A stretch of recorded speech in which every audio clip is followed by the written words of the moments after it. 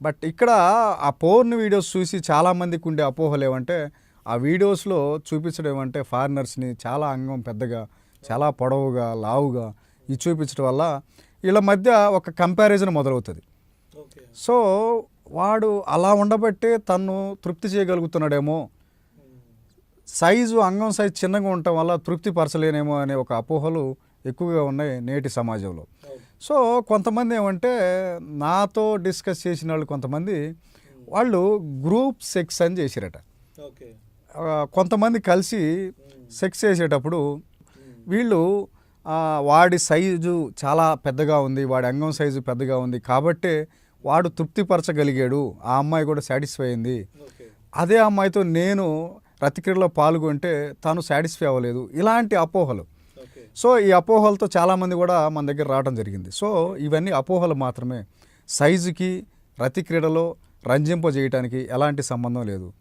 భావప్రాప్తి పార్ట్నర్ని కలిగించాలంటే నువ్వు ఎంతగా రొమాన్స్ చేసావు, ఎంతగా తన్ని లవ్ అండ్ ఎఫెక్షన్తో తనతో మాట్లాడగలిగావు అంటే ఫోర్ ప్లే చక్కగా చేయటం, అలాగే కొంచెం ఒక 2 to 3 minutes సెక్స్ చేయగలగటం, అలాగే అవుట్ ప్లే కూడా అలాగే చేస్తూ ఉంటే ఈ 3 విధానాలను కనుక వాళ్ళు సమపాలలో దాన్ని కనుక పార్టిసిపేట్ చేయగలిగితే ఈ రతిక్రీడలో తనని తృప్తిపరచడం పెద్ద మ్యాటర్ ఏం కాదు.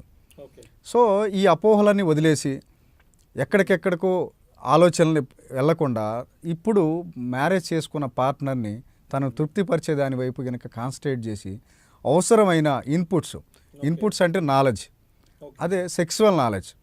సో కొంతమంది ఫ్రెండ్స్ని అడుగుతుంటారు, సో మొదటి రాత్రి ఫస్ట్ నైట్కి ఎలా చేసావు, ఎన్నిసార్లు చేసావు, ఎలా తృప్తిపరిచావు. కొంతమంది ఫ్రెండ్స్ కూడా దానికి మరీ అతిశయోక్తిలాగా నేను అలా చేశా ఇలా చేశా అని చెప్పడంతో తను ఫస్ట్ నైట్ తను ఆ రతిక్రీడలో పాల్గొనడానికి వెళ్ళినప్పుడు సక్సెస్ఫుల్గా తను దాని కనుక రతిక్రీడని కనుక రంజిం చేయలేకపోతే నేను ఇంకా నా అంగం చిన్నగా ఉంది, సైజు చిన్నగా ఉంది కాబట్టి నేను నా పార్ట్నర్ని ఆ రతిక్రీడలో రంజింపజేయలేకపోయా, అంటే తన్ని సంతృప్తి చేయలేకపోయా, సాటిస్ఫై చేయలేకపోయా అనే ఒక అపోహలతో తనలో తను మేధోమదనం చేస్తూ తను చాలా డిసప్పాయింటెడ్గా డిప్రెషన్లోకి వెళ్ళిపోయి ఇంకా దీనికి ఏమన్నా రెమెడీస్ ఉన్నాయని ఎదురు చూడటం జరుగుతుంటుంది. యాక్చువల్గా ఏమంటే ఈ రతిక్రీడ అనేది ఒక హెల్దీ గేమ్.